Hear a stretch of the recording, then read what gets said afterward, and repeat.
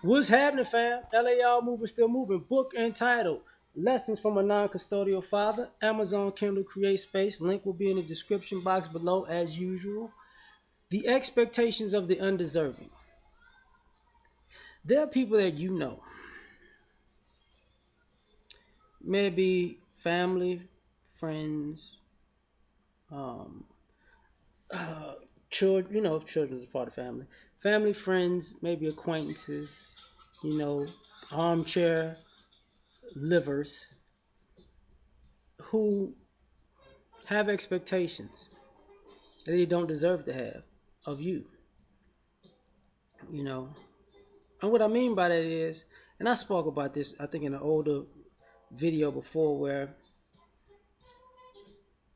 you may have family who isn't there for you, but as the saying goes, God bless the child that's got his own. When you get your own, they expect you to be there for them in all of the ways that they weren't there for you. And it's an unrealistic, arrogant expectation, you know.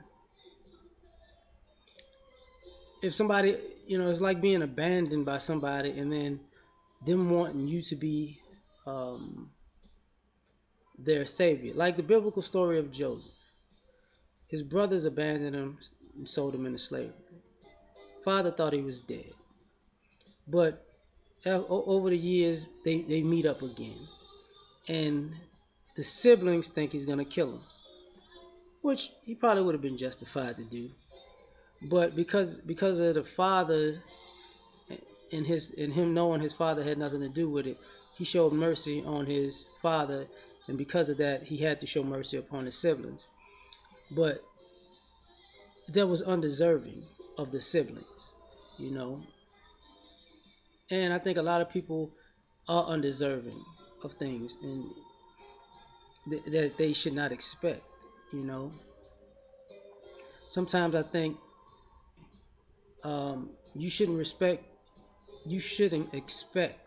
respect if you're from a family who steals from each other. Not possessions, but more so ideas. You know, people like to be family, and you like to pick and take from your family members and say, "We family, it's okay, but keep it in the family." And people will want to take credit for other family members' things, and this goes on with friends and business partners, colleagues, and all of that other stuff. The problem is, it's not.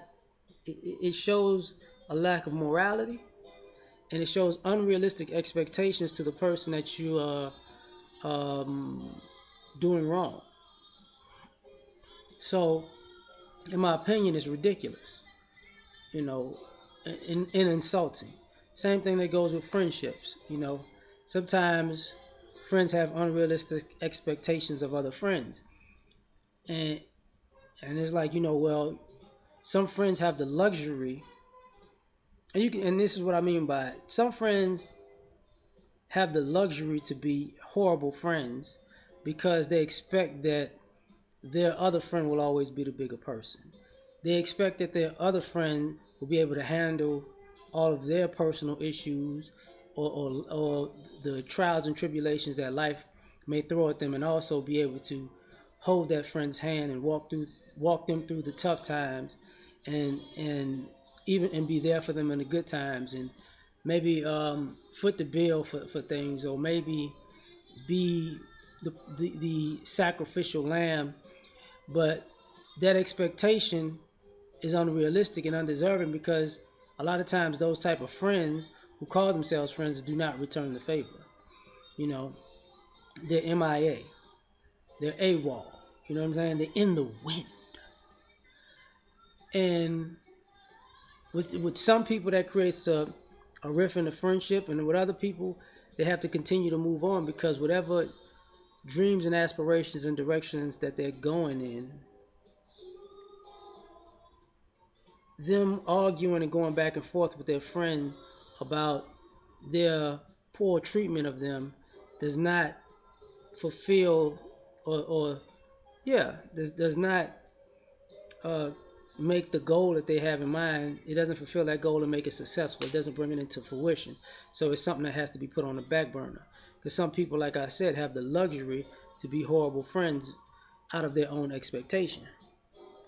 And these are the type of people, family and friends, who will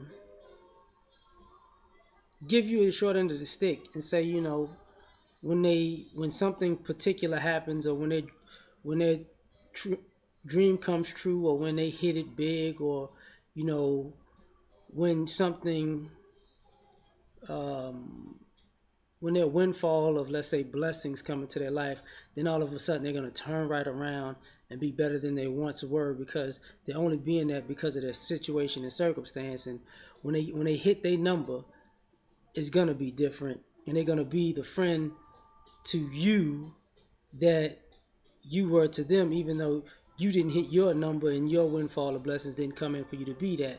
That's who you are.